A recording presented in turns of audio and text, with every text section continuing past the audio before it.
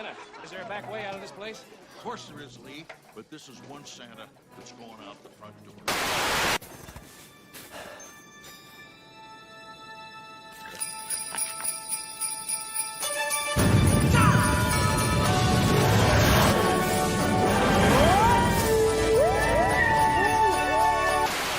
Christmas parade will be going to Hyde Park Barracks in London, where the Queen's Lifeguard is preparing for Christmas Day ceremonial duties.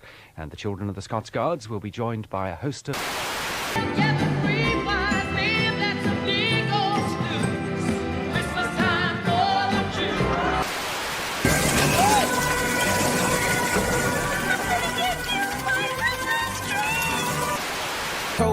A man of miracles, I witness with my visuals. He's still in the business. Be careful who you listen to when they try to get at you, like if it's real.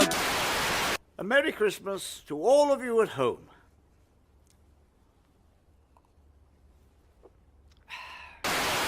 Yes, indeed, ladies, and yes, indeed. Merry Christmas, one and all. I hope you're having a fantastic time wherever you are.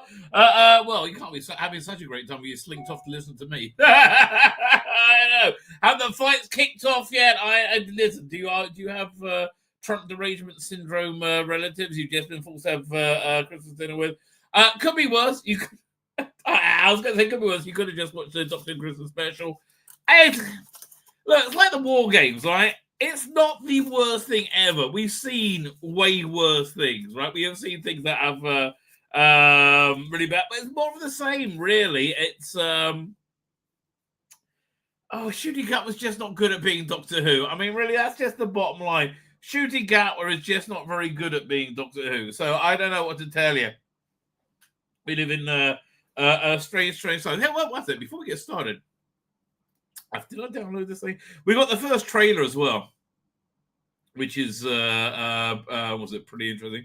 But check this out: this plane crashed in where was it in Azerbaijan.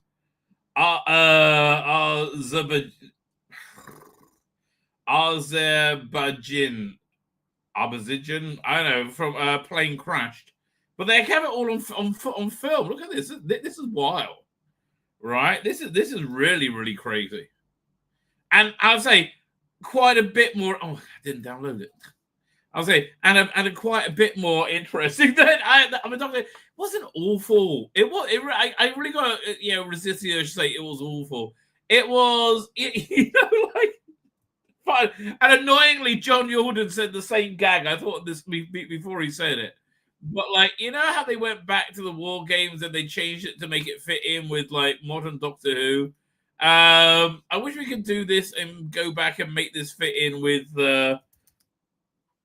I can go and change the Doctor, right? I think if I could change the Doctor to a Matt Smith, this would probably be okay. If I change the Doctor to Matt Smith, this would be on many levels better than Doctor than the Widow and the Wardrobe, right? But there's a nagging underlying problem I have with it, which is the same nagging underlying problem I had with Boom, which we will talk about it. But here, check this out. Check this out before we really get into it. This is just crazy, right? Doink. I think I got another bit of footage from it. I'll grab the other bit as well.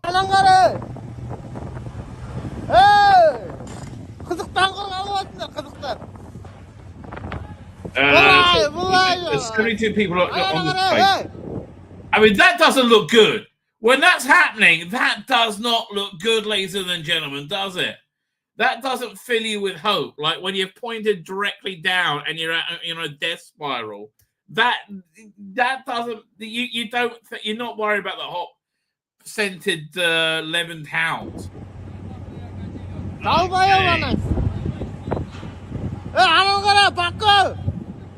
Although again, you see, it's a little bit skewed because the guy's holding his camera on an angle, so it makes it look like they're more of a death dive.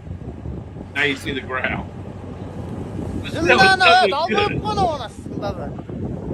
Okay, now because in real life it gets boring because then they pull up a bit. They go, way we pulled up.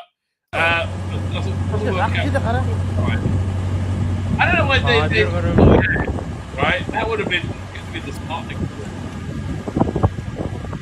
And okay, they're pulling up. But the one point is going to get a burn. And it's good. But well, the like the plane in in camera. I'm bored. I want to see it get bad. Okay, now.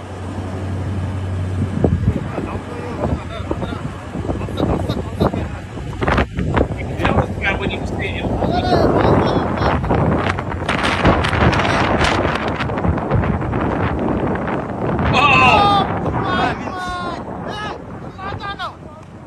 That's crazy. So that's got to be something to do with Ukraine and Russia, hasn't it? I mean, like, the weird coinky things if it is. There's a second bit of footage. Let me grab the second bit. Right? And I just saw Biden gave immunity. For the really evil people this time. Hang on a second. For the for Pfizer and Moderna, so they can't be sued for people dying from their the COVID vaccine. COVID featured really heavily, by the way, in tonight's episode, and there was a good emotional punch with it. Right, there was a genuinely good emotional punch. So here's the other bit of video. Let's have a look. Самолет упал. How 72 people survive from this is beyond me. Ноги. Подожди, сиди, пусть. No, you just get up and walk away. That's pretty darn incredible. Люди упали. Самолет разбился.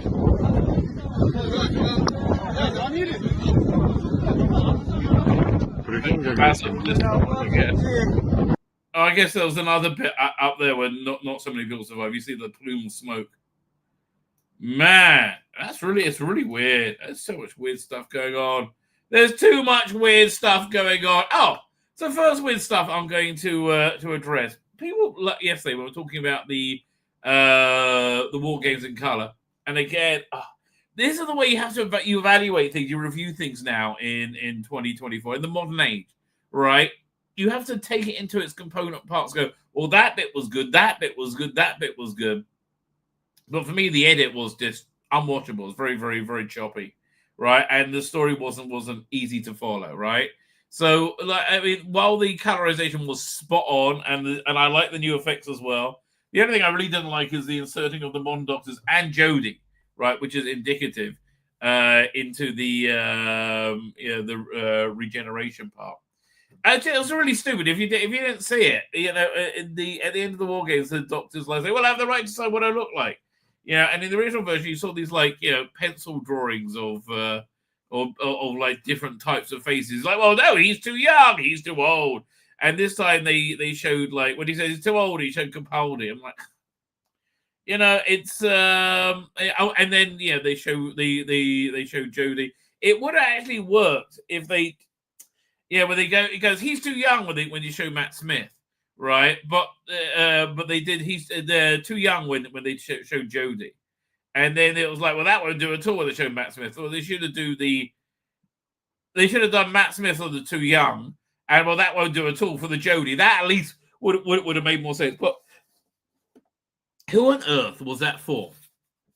Right? Who on earth was the War Games in Color for? And I finally worked it out. So, okay, the goal is to make the classic series accessible to new fans, right? Which I think is a very good goal, right? I agree with that completely. I am like 100% on board for that goal, right? To make it exactly. Look, they won't watch it in black and white, right? Or at least they won't give it a try in black and white until they've seen a few, maybe. I don't know. Right, and they don't have the attention span for 10 episodes. Plus, I get the feeling that the colorization for 10 episodes will be a fortune. Although, colorization, exquisite though it was, you know that's a dying art form. It's about to be replaced by AI. And it is. Even though, as I said, the colorization was exquisite. I really don't want to denigrate what they did at all. Who was it for? Not for normies. Not for fans. So it's for what Rusty Davis believes are new fans, which are all of Jodie Whittaker because of the representation, right? Because she was the first female doctor, right? And where he comes from a world where that's a good thing, right? Where that's meritorious, just being something, right? It's the mythical fan that there was the toxic fan that lives on Twitter, right? Or lives on ran to Blue Sky. He made it for the Blue Sky fans, right? That's the target audience, and that's why they could put Jodie in it and go, and also it's a middle finger to anybody who couldn't stand it, which is I know, like most of the people, right? I don't know how many left and never came back because of Jodie. I really don't know. But that's exactly who it's for, right? It's for that toxic. He made it for toxic fandom. Sadly, right? Sadly. Never mind. I think good. So tonight's episode, Joy to the World. Okay, so my fundamental problem with Boom is this. I think we. Oh, by the way, let me just point this out. Hanukkah, first night, Hanukkah night, we have this big candle over here and a smaller little candle over there, right? What's the deal with two? If it's the first night, why do you have two candles? It's because the big candle is called the shamish, right? The only thing you're allowed to use this is why Jews don't have Christmas trees. We would have a book of laws about them the size of a telephone directory. You think I'm joking? Listen to the laws about these little lights, right? And I'm just scratching the surface. Oh, but don't even ask, right? Don't even ask. The the only thing you're allowed to use the lights for is to go, well, that's pretty, and to like go, oh, right, that helps me remember the miracle of Hanukkah, which we'll talk about another time, right? But that's essentially what it's for. So you've got this big light next to it that in case you use some of the light for reading or anything other than go, ooh, you can put it down to that light, right? And where is it? We show you we did our somewhat normal Lebetkin sign in here. 1 second, because everyone's everyone's in their own different places. Now, of course, my older son, who's married and very happy, loves to rub it in everybody else's face, I think. Okay, so here's the chicken wings that he made to go with Hanukkah, but it's him and his wife eating them and going, look at us, we're happy, we're out. You notice they're outside. You're supposed to have the Hanukkah lights outside, so again, or by the nearest window to be able to publicize the great what's the word again, miracle. You notice that the donut, you eat donuts on Hanukkah. You notice the donut my son is eating has an Oreo cookie on it. I say, well played, sir, well played. So then my daughter says, oh, this is going to be my Hanukkah, right? It's outside the gas store. But no, this is her one, really. Yeah, so she puts it by a window, so which I chimed in. Yeah, this is my daughter came over to like with me, and my son back in Gaza doesn't get one at all. Kind of sucks, doesn't it? Kind of sucks. But can this be over already? Right? Can this be? And did I say that about the episode tonight? No, it moved along at a decent rate. Let me pull up the thumbnail, then I'll get to the chat. And then we will start taking apart the episode. 1 second. Doink. I forgot to post that. So stupid. Never mind, I post it on Friday. Hang on. And I got requests for Zoe Herrick to make it back to the thumbnail. Now, looking at this thumbnail, I feel a bit bad. Look, Millie's taken on it feels a little bit more chunky in this than she is in real life, right? So I apologize, Millie, but there is push that Zoe will make it back to the thumbnail. Well, I think she deserves to, quite frankly. I think she deserves to. So let's get to the chat. I'd rather watch Bullseye on the Bullseye, and that's a rerun. You're not wrong there, darling. Right? You're not wrong. She did get a brief scene in tonight's episode. And she was in the teaser trailer for season 2, or shall we call it the final season? Which the trailer looked very good. Normies, it depends how closely they're watching. If they notice Shooty Gatwa, they probably would be like, oh, yeah. But I'm intrigued to see how it comes out. What the metrics are. However, we don't get the AAI ratings anymore, do we? No, because Shooty doesn't do very well. Anyway, let's see who's here. Peter Richards here says, Tzvi Lebetkin, oh great, now Bear Killers thinks Mary and Joseph Palestinians, even though Palestine didn't exist. That's it. Replace them with Ray Mears. I don't know who Ray Mears is. So, look, you know where the word Palestine comes from? It was the Roman name they gave to Israel when they came and occupied it, right? It's like, it was well after, whatever. If there were Palestinians back then, they were Jews, which I guess all fits in, really. Darren M is here. How you doing, Darren? Thank you for joining us. Colin Archer, happy Merry Christmas, happy Hanukkah, and all other greetings that are appropriate, and even a few inappropriate ones. Oh God, that was boring in the end. In the end, Joy technically ended her own mother during the coup. I didn't look at it that way, but yes, I do. We will talk about that. It's a fair point you're making there. PD Rich, a fair point. Ezra Goldstein's here. Happy Hanukkah, Ezra Goldstein. Thank you for joining us. Azerbaijan, thank you. Oh, Colin Archer, thank you. As I knew I had to pronounce that. The plane crash was weird. I laughed, I nearly cried, but I was pulling strings by the numbers. Lots of gay references, so it's very queer who, right? It is very queer who. I do agree with you. What do you think about Joy the Star? We'll talk about that in a second, right? I will talk about it in a second. Colin Archer said, used to be addicted to aircraft investigation. Do you remember that movie Millennium? Right, where they were. This was from the 90s, I think. Chris Christopherson, right? And who was in it? 1 second. And they had a reasonably hot chick in it as well. What's that? Millennium Christopherson, I think. I'm probably pronouncing his name. Millennium. Here, well, look at that. It came right up. Who's in it? Was it Cheryl Ladd?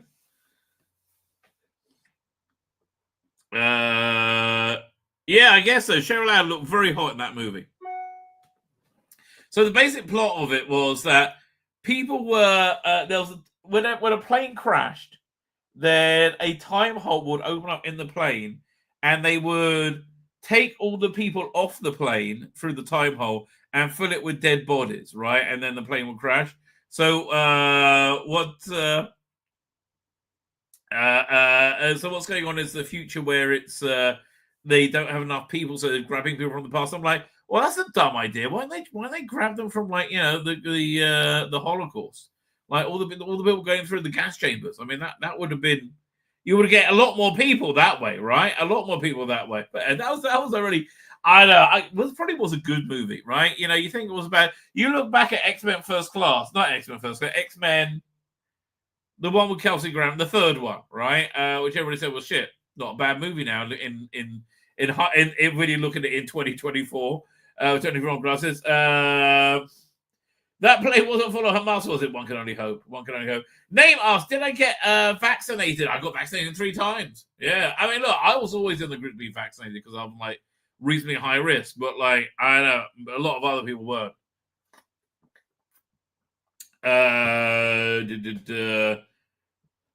Rob Payne saying, flight radar, there was a drop in GPS signal before a crash. They're saying it might have been down because they thought it was a Ukrainian drone. That sounds reasonable.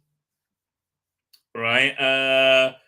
Something was wrong with the second video. It made it all looks kind of like, I don't know. I wouldn't want to touch it. The assertion of modern docs at the end of the Morgan Carter infers that the time was decided. The post 2009 decided the post 2005 doctors. Well, that's one way of looking at headcanon. I like to think of it like the regeneration is kind of like when you're pulling a record out at random from a jukebox. Well, not at random, but there's a record. There's only a finite amount of them.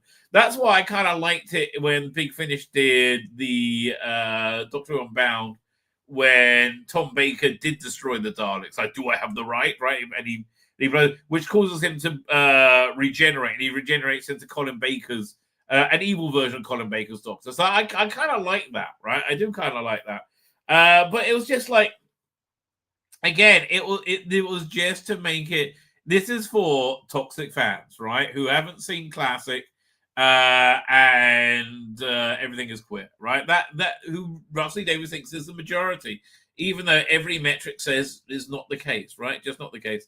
Robbie Bonham says, "Yep, should have done Jodie and Smith other way around." I thought that myself. Probably would have been seen as insulting to Jodie. Oh, you can't insult Jodie. I know. End of the bloody world. That is end of the bloody world. Peter says, "No one called calorization. Calorization was best I've ever seen." Crappy edit. Yeah, and honestly, look, I don't want to say I don't like Ben Cook. I want to be really clear. I really don't. I think he's a massive douchebag. 100%. But I don't want to lie and say everything he does is bad because I think he's a good writer, right? I think I bought his book he's written before, so it's fine. I'm happy to praise good work. I think Paul Cornell's a douchebag. I think he's a fantastic writer. Right. It's just that that's the way we roll, baby. I just don't. But people more on the progressive side, they cannot imagine anybody who doesn't align with them politically to have any merit about anything because they're all crazy. Simon Alden from Downstairs says PD Rich said it was like a glorified fan edit. It absolutely was. That's 100% what it was. Which is a shame, really. Matthew Bowder is here. I'm going to deal with Joyce well. We'll get to it. We have 5 candles in the church this morning. I wonder what for. I don't know, but that's nice. Didn't want to try giving him. It says Roy Bonham. Yes, I agree with you. Oh, speaking of delicious, says Ezra Goldstein. I forgot. I have to share this. Right. I think right after I finished my stream last night, my wife comes and brings me a wonderful deposit. Is this the one? Yes. And brings me the first mince pie of the season. Here I am enjoying it, right? Indeed, ladies and gentlemen, I have just finished. I finished my stream yesterday on December 24th. Somebody asked me, right, has my wife made any mince pies yet? I said she's making them right now, I think. As I finished, she came downstairs and gave me my first mince pie of the season. I thought I would share that with all of you, ladies. Here we go. So this is my wife's mince pie. You see on top of the little side, that's a dreidel. That's a bit of a Jewy dreidel. Let me give it a bit of a try, okay? Let me give it a bit of a try. Well, there you go. Oh, bloody hell. It was good. Oh, bloody hell, it's good. Oh, good.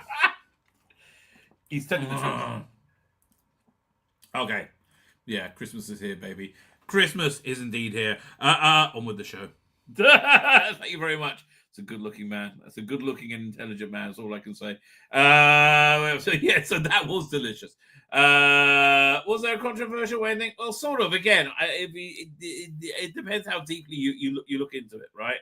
Dr. Alex here. Dr. Alex has 2 good bits of content out there. He's got his Christmas horror story, which I haven't listened to yet. I love Dr. Alex's Christmas horror story. You're a mod, right? Aren't you, Dr. Alex? Can you? Yeah, you are a mod. Can you put a link to it up? And also, he has the first 2 parts of his season 14, as read by an AI Peter Capaldi. I think that's going up right now. His it did go. Did you notice Billy got top billing? No, that's one of the things I didn't notice. So yeah, please put the links out if you want some real Doctor Who. Head on over there, right? Head on over there. That's what I would suggest. Okay, people remember Millennium. You mean my first mince pie is not a euphemism? No, it was literally my first mince. That's how much I love mince pies, baby. I love them a lot, right? Dreidel top mince pies, yes, they were fan-freaking-tastic, right? Absolutely fantastic. Oh, we've got just getting more pictures in of. Okay, fine. My daughter just sent her Hanukkah pictures. Fine, and we'll look at those, and then we'll start talking about this episode. Where is share screen? Chrome tab. WhatsApp. That's her little, Hanukkah at home. We call it a Hanukkah. And that's her cat looking at. That cat is crazy. Right? That cat is like disturbed.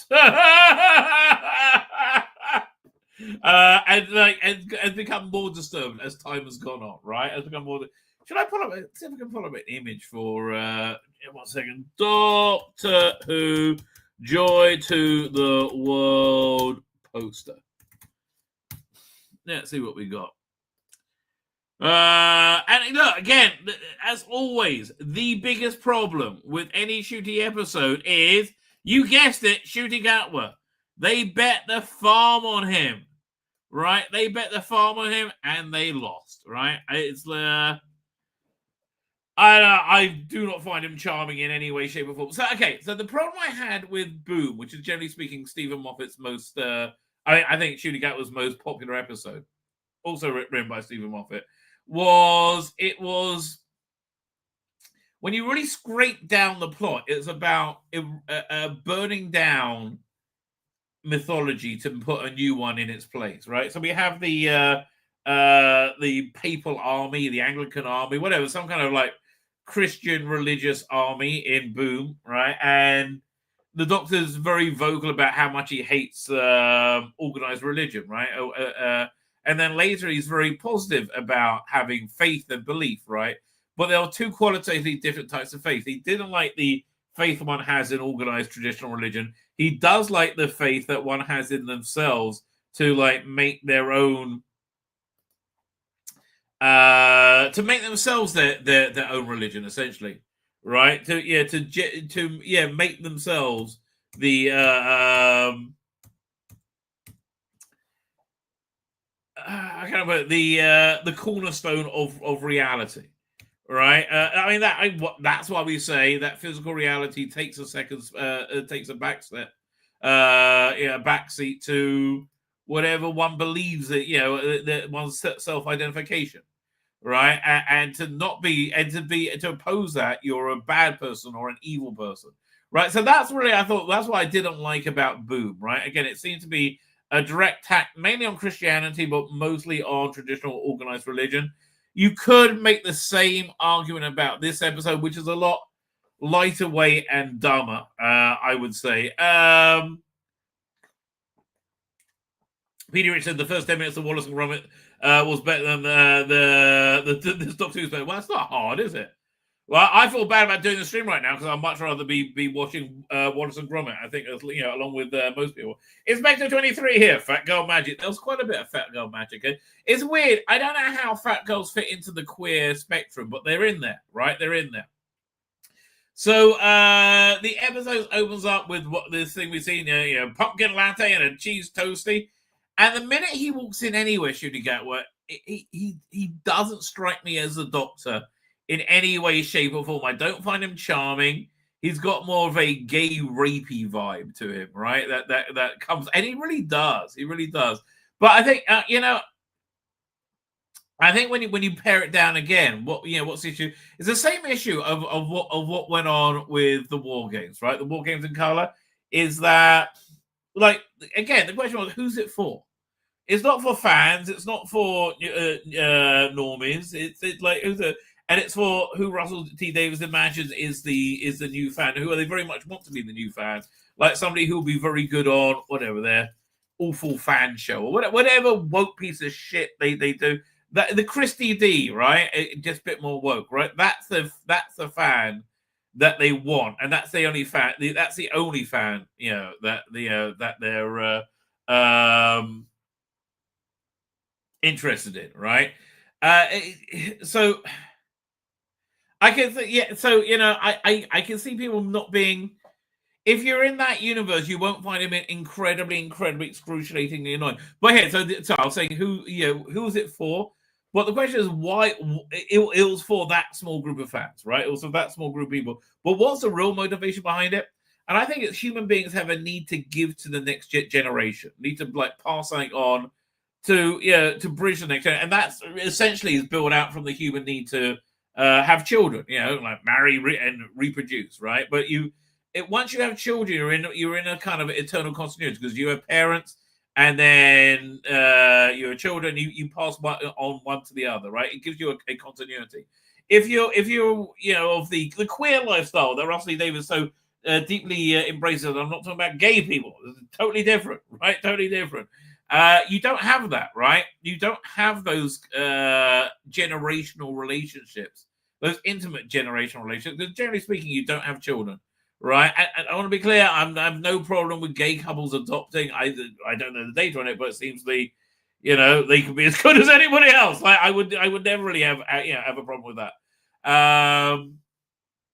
But I think that's where it's coming from, to give something to the next generation, and because they don't have their own next generation to give people anything to. I think that's why there's all this push to make queerness like normal, even though it just isn't, right? It's like, and again, it doesn't make it bad. I'm Jewish. That's not normal. It's fine, right? It's fine. Well, at least to me it is. Anyway, you don't have to be in the majority all the time. Actually, the thing that really set the tone is when I was waiting for it to start, I was watching Christmas Quickly Come Dancing, and they had the different contestants. So let's remember. Let's look at the contestants for this year's Christmas Quickly Come Dancing, and they had like Bob and Tara, whatever, and then they had the last couple, and it was a drag queen and another bloke. And I was like, oh, they're obviously going to win, right? Obviously, it's the BBC. And lo and behold, obviously they won, right? And I saw a bit of their act, and they weren't that good, right? I don't know why people think putting a dress on, a wig and makeup makes you look like a chick. It really doesn't, right? That's the one thing this revolutionary drag has taught me. Putting a dress on and a wig and lipstick doesn't make you look like a woman. Even Nicola Coughlan, right? Even Nicola Coughlan looks more female. So that's the waters in which we're swimming before we even start. So anyway, so we're in World War II Manchester being bombed out, and there's guys in a hotel room, and it's like, oh, it's the end of everything. But and again, it's all going great, right? It's all going great, and then in walks Judy Gatwa, pumpkin latte and a ham and cheese toasty. And he's just annoying, right? He's not charming, right? He's not like Tom Baker was somewhat disarming. He isn't at all. Like, as soon as I see him, I'm like, army up, get me away. I'm scared of that, right? I'm scared of that. Fine. So he goes through a few doors. He's on the Orient Express, and then he goes in. He walks into Joy, who was just checked into a hotel room. All on her own. You get a feeling that there's something going on. Now, I'll say about 45 minutes into the episode, she delivers an emotional punch, which is just a gut punch because it's so fucking relatable, right? That was the emotional center of the whole episode. And hats off to her, and hats off to Stephen Moffat for writing it, right? That was really good, just because it wasn't really concerning shooting Gatwa. So anyway, so then this is timey-wimey, right? I was like, well, they don't really have Christmas special timey-wimey. No, this one's definitely timey-wimey, because then it goes back in time a little bit, and the Doctor's arriving in 42nd century London at a time hotel, and he walks out, and again, the humor would be better if there was good straight stuff as well. Not using straight, but just good things, it being straight. What's it? And but there isn't, right? There isn't. So he's wearing his dressing gown. It's got a paper under the arm. I think it's a timey-wimey or something like that. And he's he goes to the in the hotel. There's like a coffee tea station. And he goes to get milk, and he's getting milk for two people to make coffee with. And then he realizes that he's on his own, that not with them anymore. And thing is, he's not a good actor. He's not really able to emote this stuff effectively, right? I mean, he's just not able to emote this stuff effectively. I don't really believe him, right? That he's really mooning about Ruby Sunday being gone. But anyway,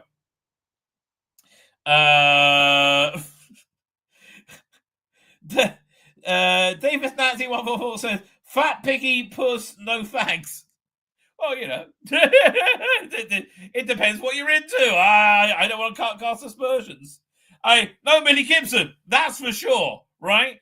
You're not getting the youth of the day whacking off to Nicola Coughlan the way we were all like furtively spanking away to Nicola Bryant. And yes, I am of that generation. And yes, she was major masturbatory fantasy time, right? Absolutely. Which is what you really want from a Doctor Who companion. that and say, "What, doctor?" and look good running up and down a corridor in hills, right? All these things are very, very important. But yeah, he's just bad casting. So anyway, they arrive at this time hotel so he can get some milk, and he meets the bloke who, jobbing character actor. I see him in a bunch of stuff. I quite like him. Apparently, the guy who does the what's it called again? Who got the what's it called again? The autographs of everybody. The Doctor Who production thing. Doctor Who production news who told everybody where the location was going on. He was saying how lovely everybody is apart from that one guy, right? But it seems like a nice bloke to me, but I've never met him, right? So he says, "Well, you can't take that. That's for patrons of the hotel." And as he's going there, there's a guy with a briefcase. What's the word? Handcuffed to him. And the doctor goes back in the TARDIS and says, "Wait a minute, there's something weird about that, right?" And again, if I could AI change this to Matt Smith, it'll be an okay episode, right? Because Matt Smith can act, right? And he realizes there's something weird going on with the guy with the suitcase. In the pre-title sequence, when he goes into Nicola Coughlin's room, there's a Silurian in there with that same suitcase. So he goes on a bit of a mission with the bloke from reception. Even my guy thought this guy the tall guy sounded like David Williams. Here, let me see if I look at the official Doctor Who Twitter account. Maybe they have a picture of him. I know they've got the what's it called again? They got the new the trailer which we'll look at. Oh, Doctor Who Proms is... Look at that. Doctor Who Proms is trending, but not Doctor Who. That's pretty bad, right? That's pretty bad. Hang on. Let me see. Oh, here, this bloke. Hang on.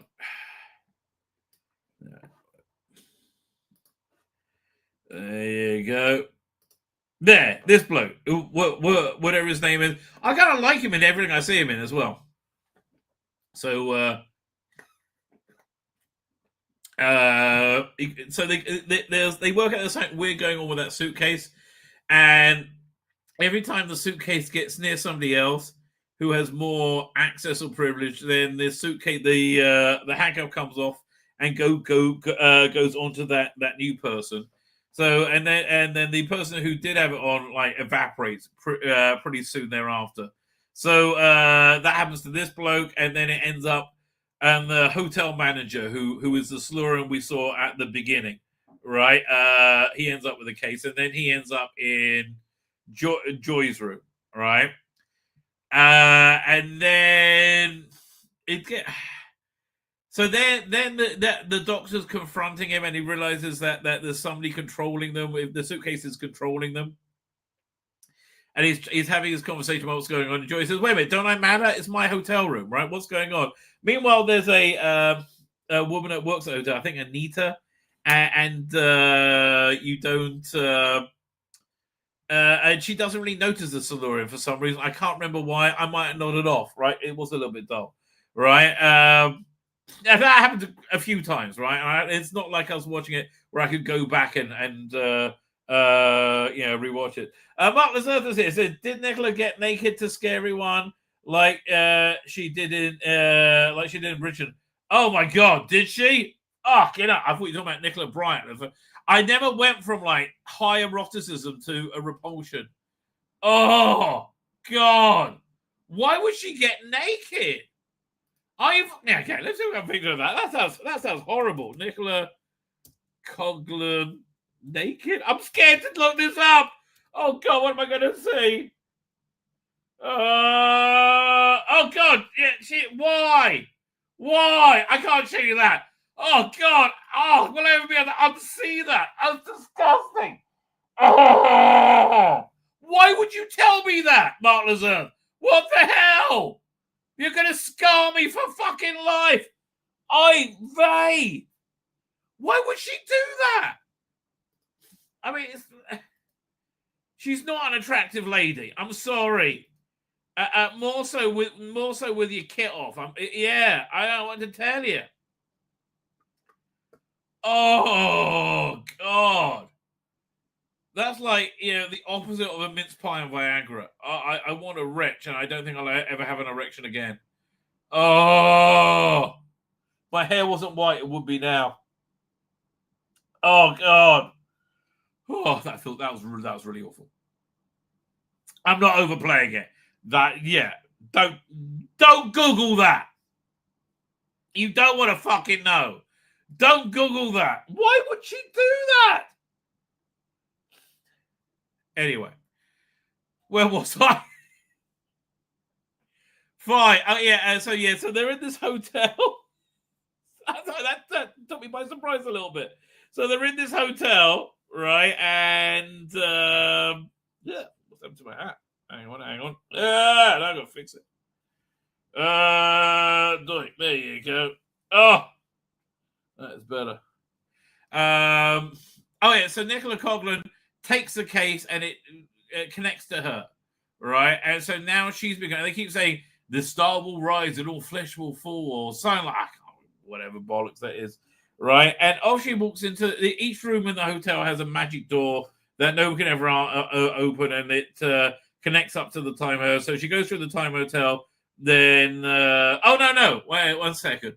The doctor decides to open the case, and by doing it, it's like it says you got like 20 seconds before Nicola Coughlan's going to die, and they got to close it, right? So okay, we close it, and they close the case, and like with 1 second goes, they did plenty of time, and then this panel pops up saying now you need to enter in your 4-digit code to restart the case confinement, right? And he's like, well, how can I work that out? We only got 15 seconds, and then another shooting guy walks in and tells him the code, and he said, well, how far are you in the future? You'll find out, right? You've seen this bit of the trailer, right? Where are you from? You'll find out. And it takes Nicola Coughlan, and they go out, and he closes the door, and boom, it's now trapped. He gets open again, but it's just a brick wall. He's now disconnected from Time Hotel. So I guess his TARDIS is stuck in the 40th century. All right. So then we have about a 20-minute sequence, I would say, of he's trapped in contemporary London for the year. And the woman who works at the hotel, Anita, he makes friends with, and he ends up staying in Nicola Coughlan's room for the year. And he becomes like a handyman around the hotel. But normally when you have a doctor who's trapped in one location, they rail against it. They hate every second of it. They can't stand it. This doctor loves it. It's fantastic. He's waiting for a time door to open it. He loves it. It's fantastic, right? Why? Because he's so ordinary. He's so normal, right? He's a gregarious gay bloke. 10 a fucking penny. It's not like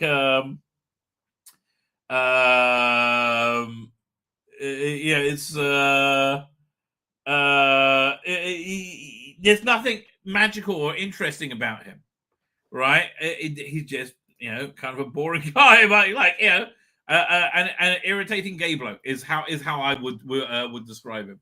So anyway,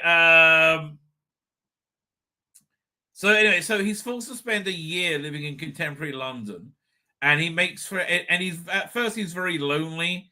And but he ends up making his friends with this woman Anita, and that was actually quite a good bit of it. Not whenever he's on set, because he's always smug and like smarmy and knows it all. And he's got to spend a year there to work out the code. But as Conor says, does the doctor actually find the code, or does he just get it from his future self? He just gets it from the future self, and it turns out there was no code. He kind of just invented it himself. And it really doesn't and they never explain it, and it doesn't make any sense, and it doesn't really matter, right? Because Doctor Who's not a very clever show anymore. It's not a show for clever people. It used to be a show for clever people, and it just isn't, right? It just isn't. So this woman, Anita, she broke up with somebody or something, and she's thinking about getting, but I don't know. So he's... and you have quite an emotional bit when he... when he for some reason he knows he's got to go to New York now to get to the next Time Hotel thing, right? Somehow, it does. I can't remember why. I mean, who cares? Essentially, so he goes there, and the time window opens up, and he goes through, and then so he's back in the time hotel, and then he goes through another door. And he's back at the door he was in beforehand with Nicola Coughlan in a hotel room, and it says the code is 7492 or whatever, right? Traveler is swipe from the lodger, yeah, but he kind of like it wasn't that long that he was on Earth with the lodger, and he railed against it, and he had a battle with the Cybermen. This all he had to do was fix, the microwave essentially, and made it big on the inside. So these little things would be cute if the Doctor was the Doctor. Right, if Capaldi did it, it'll be cute, right? In fact, yeah, this episode with the Capaldi Doctor would have been really great. I would have loved this one with Capaldi. I'll explain later, says Robbie Bonham. It's exactly an I'll explain later moment. Oh, it's so cringe, right? So now Shooty's back. Future Shooty is back with Nicola Coughlan, and she's controlled by the case again. So he starts being a real shit to her, right? And saying, I bet everybody laughs when they say you're Joy. Look how lonely you are. Look how empty your hotel room is. You're just an empty, lonely person, right? And he was just being a real shit, right? And you get a feeling like he's trying to upset her or break the spell, but still, I don't know, would have been, it didn't really work, right? He just came over as nasty, right? He just came across as nasty, not as compassionate at all. It's about this point. So they make it into the room where the dinosaur appears, right? And he talks about her mother, right? So I bet your mother's in battle, and she had this again. This is the emotional center of the whole episode, and it's very raw and very real, right?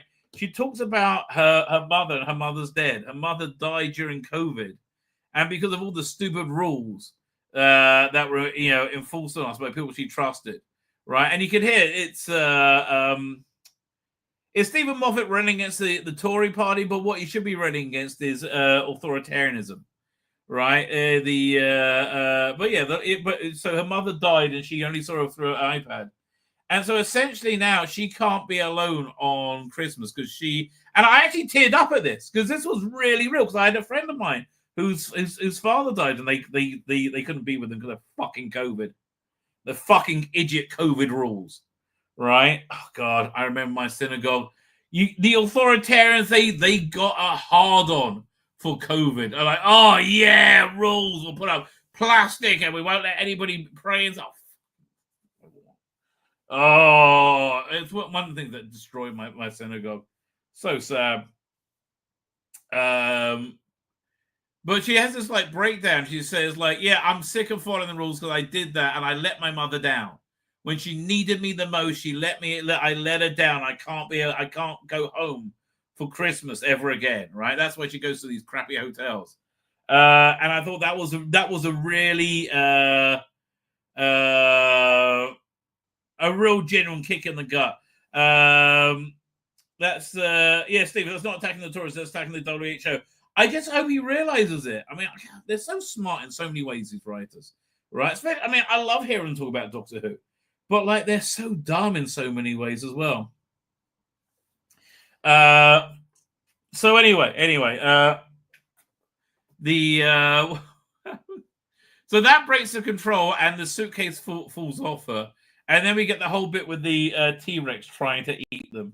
And you're wondering, well, where is this? There's a plot point that the thing inside the suitcase needs millions of years to evolve to become this ultimate power source by the evil corporation. There is a funny bit in it saying, corporations, evil corporations, they got to put their logo on everything. And he uses his, I don't know, butt plug sonic screwdriver, and you get the Villain Guard logo comes up. And I look across the scene, there's a BBC logo. I said, yeah, evil corporations love their logos. I agree with you there, right? I agree with you there.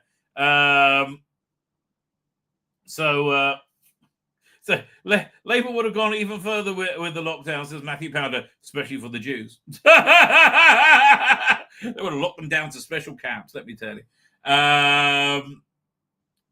Fine, where are we up to? So yeah, the dinosaur shows up and eats the suitcase, and the suitcase has in it like this superpowered star, and if anything happens to it, it's going to destroy everything, everywhere, all the time.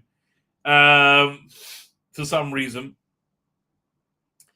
So what was next? The dinosaurs eating. Okay, so then you get quite a good action sequence where they got to find the temple in the current era where the suitcase was spat out by the dinosaur, right? So they find that through what I don't know again how. They find that through one of the time hotel holes, and then to open up the tomb. That's the bit we saw on the trailer where he's on top of the Orient Express swinging a rope, and again that's really his best bit. But he's swinging a rope to into the time through the time hotel into the other room to pull open the massive stone door to get to the suitcase, right? So then they get to the suitcase, and it's cooked. It's about to go critical, and Nicola Coughlan now is totally connected to it again, and she takes it, and where's she go? I can't really remember, right? But essentially, she becomes she merges with the star, and she becomes this like glowy light in the sky forever, which I just think it worked better with Kylie Minogue, when they did something like that. So then that star is outside of time, right? It appears everywhere. And you see back in 2000 when her mother's dying in hospital, the star then like sucks up her mother's life force or something, so they can be together forever. And what was next? Oh, and then you see it's the star that the three wise men followed in Bethlehem. Right, so that's where I go back to the beginning, where I went back to at the beginning, where I said that it's about tearing down current religion and mythology. I know it'll make your brain hurt. I know it was, but it's too much, right? It's too much. It's about tearing down like classic mythology and replacing it with a new one, right? The star wasn't a divine symbol brought by God to lead the three wise men to the Savior, which I don't particularly believe, being Jewish, right? But they wanted to tear that apart and denigrate it. And I just get for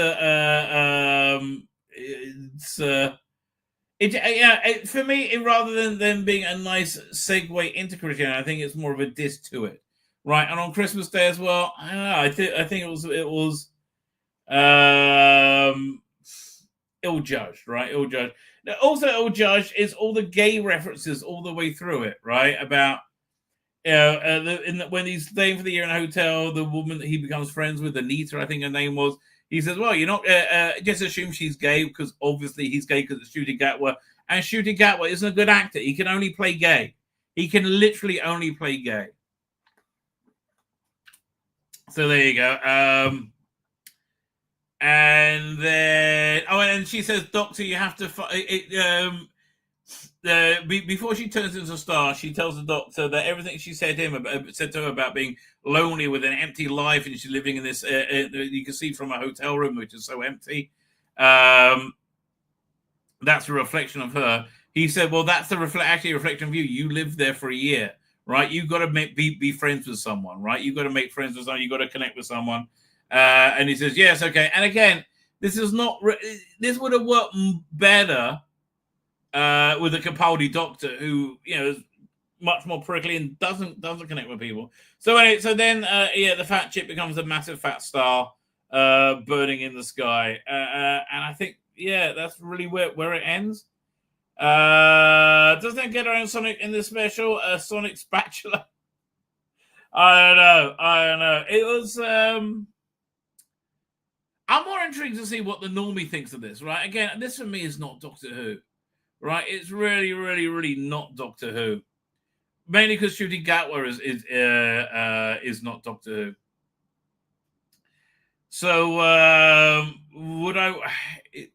What's worse, this or War Games in Color? Well, the War Games in Color you can say a lot of good about because it's it's because of the quality of the coloring, right? Which was absolutely stunning, right? This. I don't know. Oh, we got here. Let me grab some images from the next season that they'll be looking at in a second.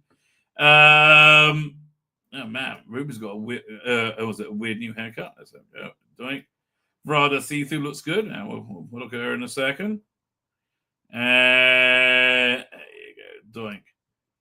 But you do get such a feeling that it was such an important point for Ncuti and Vrada not to be white people. Right, you get a feeling that was like the most important thing for them in the world. Which, and again, I thought Vrada in Boom was absolutely fantastic. I mean, yeah, I thought she was very, very good in that. Yeah, one second, where the images? Go here. Doink. I think I'm missing one. I got 3 here. Hang on. Got that one. Got that one. Oh, here's the one. Yeah, the other one I'm missing. Now I found it. Where am I? Go here. Doink. There you go. I lost it. Here we go. Doink. Fine. So let me grab the trailer and we'll look at the. Yeah, there we go. Oh, there we go. We'll look at the trailer. It's like 20 seconds long. Looks fabulous. The trailer looks really, really, really good. But look, this is almost certainly the final season of Doctor Who for the foreseeable future, right? And it's a bit sad because when we had season 26 being the final season for the foreseeable future, it's actually quite good. Let's say video as trailer. Doink. Fine, so let's look at the teaser trailer for next year. Doink. Present video file. It's only 20 seconds long. There are forces beyond this universe. So, what is it? That's just a good effect shot, right? Do you think that's Skaro? No. It should be Skaro, but no, it's some generic planet.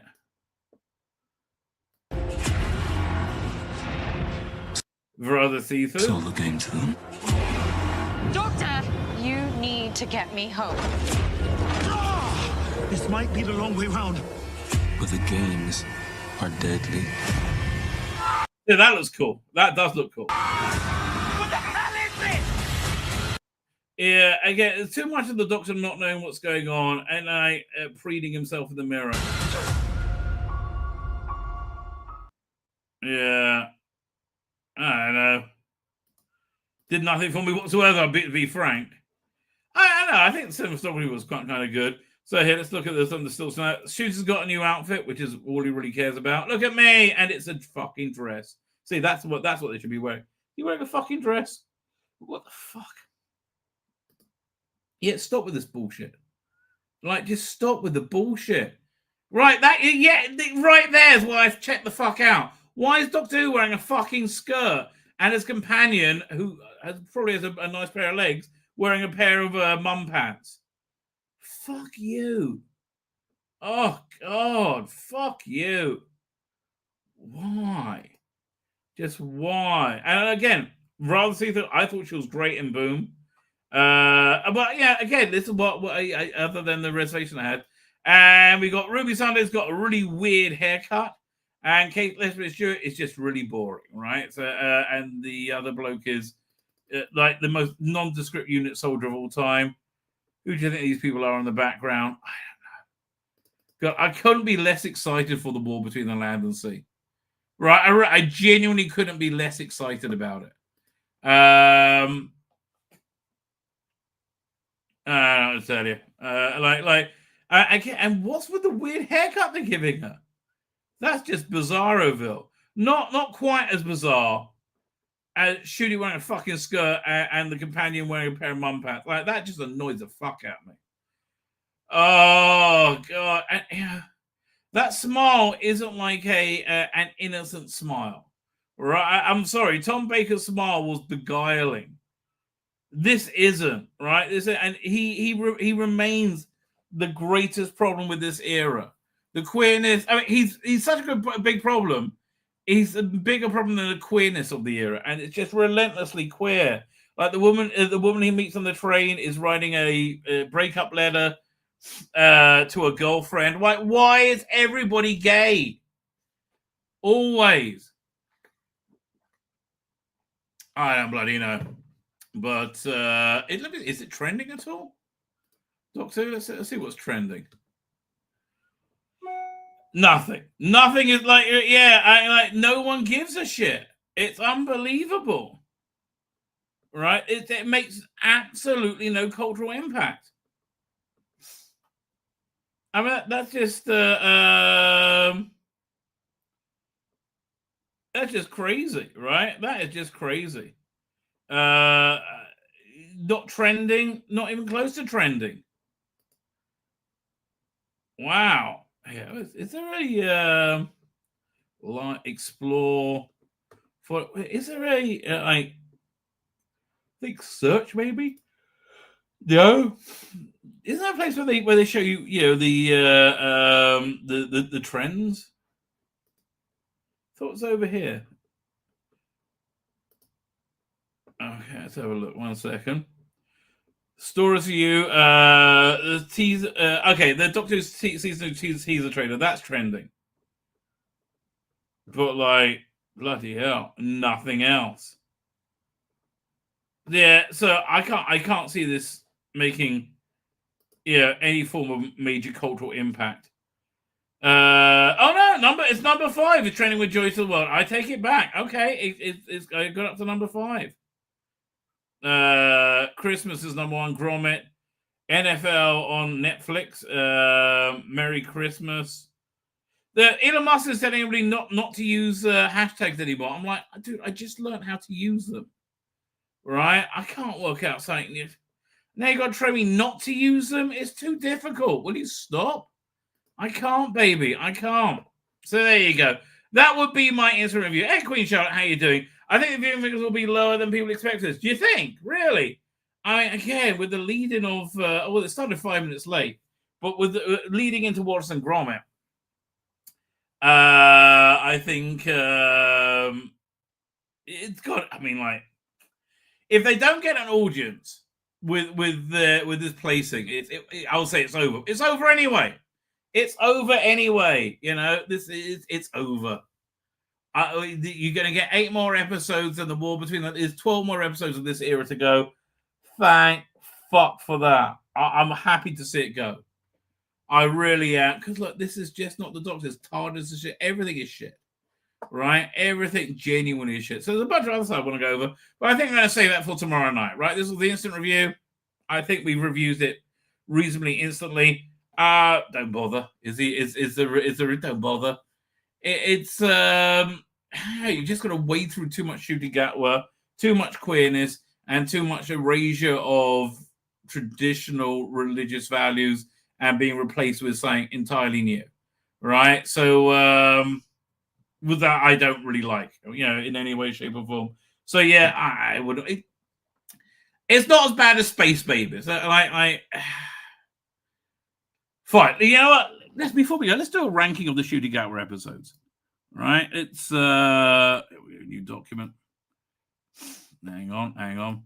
And then just so we can work out where this one goes. So the first one was Church on Ruby Road, which I'm probably going to put at the top. Church on Ruby Road. Fine, let me share the screen. And then the Turgid Space Babies was second. Let me pull up our episode guide. Doctor Who episode guide. I can't believe somebody told me that Nicola Collin got her tits out for for Bridgerton. I was like, oh God, why? Never do that. God, why did I look? I want to vomit. Okay, Space Babies. Where about it? Next one was Devil's Cord. That's hard to say. What was worse, Space Babies or Devil's Cord? Space Babies was worse. Devil's Cord is pretty bad. But Space Babies was worse, right? Fine. So then episode 3 was Boom. So I'm going to put that above all of them. There we go. So we got that. Where'd it go? There you go. So Boom. And then 73 yards I'm going to put over here. Even though, make no bloody sense. But again, they don't care. It doesn't make any sense. Doctor Who doesn't need to make it. Dot and Bubble. Where's that going to go? I mean, it makes sense, which is a good thing. I think... Yeah, okay, got to go over here. Dot and Bubble. Then you got Rogue. That's way at the bottom. I just don't need to see Doctor Who tongue kissing a bloke, right? I just don't. And that's even if Doctor Who's a lady, right? I don't. Oh, Legend of Ruby Sunday, Empire Death. Oh, fuck you. Letdown upon letdown. Legend of Ruby Sunday, Empire of Death. So where does Joy to the World fit in this? Okay, very high up, actually. Very high up. Joy to the World. So it's nearly the best of the Ncuti Gatwa era, all of which is completely missable, all of which is, in my mind, cosplay Doctor Who, fan fiction. Doesn't really matter whatsoever. You want good Doctor Who? Head over to Dr. Alex's channel. He's got several different options for you right now, right? I would recommend that. Queen Charlotte said, I like the idea of the Time Hotel and Joy as a character. Joy as a character. I'm not sure if you saw it. She delivered an incredible emotional punch when talking about her mother dying. I thought that was really, really strong, right? Doctor got nasty, which he needs to do, but he did it in a catty, bitchy way. Right, the issues of pacing were all over the place. Yeah, well, ground to halt for 20 minutes, halfway through. Yes, the whole being lonely thing. We have been there, and why do we keep focusing on the being lonely thing? Right? Why do we keep focusing on being lonely? It's because they keep pushing a destruction and denigration of the family unit. No, you should be in a family. Family is a good thing. You should be with your parents. You should be with your children. You should be with your brothers and sisters. Families are a good thing. And we've been trying to,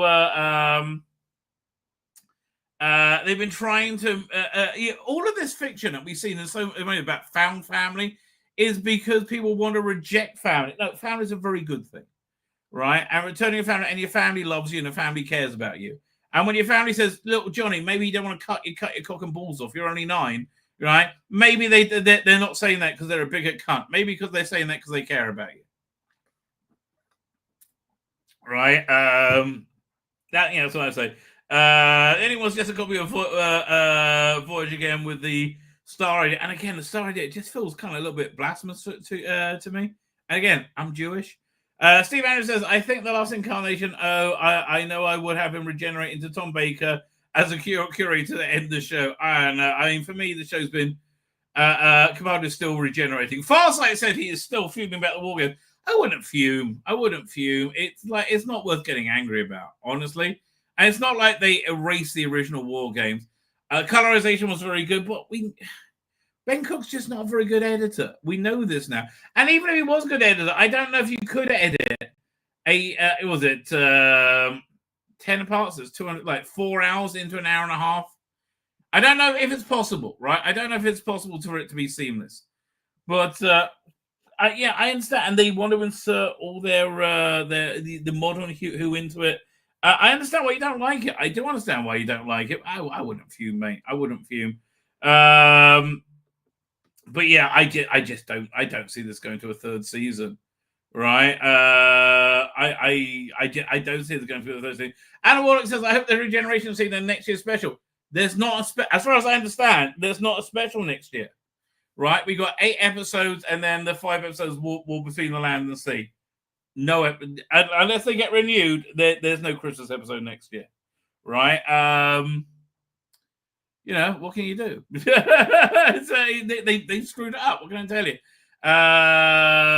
Michael McNeese is here. Happy Hanukkah, Michael McNeese. Queen Charlotte said you found a mixed bag. Well, that's the point. I mean, that everything's a mixed bag. There's nothing as good anymore, right? I mean, it's very rare you watch and go, oh, that's good.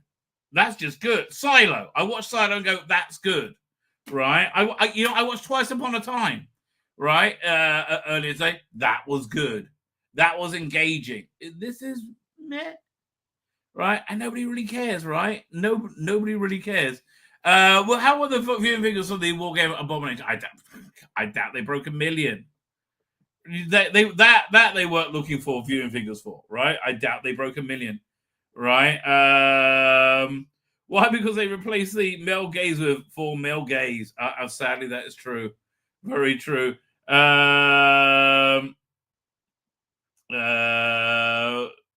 Trends have changed. I don't know. Anyway, fine. I'm almost positive I'm back to Ron Night, where I'll go over this in much more finite detail. We'll do a deep dive review. We'll go. We'll do the screen grabs. Yeah, we will go through it slowly, and we'll go. Well, you dodged the bullet if you missed that, right? That's what I say. You dodged the bullet if you missed that. Fine with that, ladies and gentlemen. I'm going to wrap up. I'm going to hit the end broadcast button and say Merry Christmas, one and all. Good night, good luck, and may your God walk with you. And, I'm going to press the wrong button. I'm going to hit the end stream button. I'm going to hit it.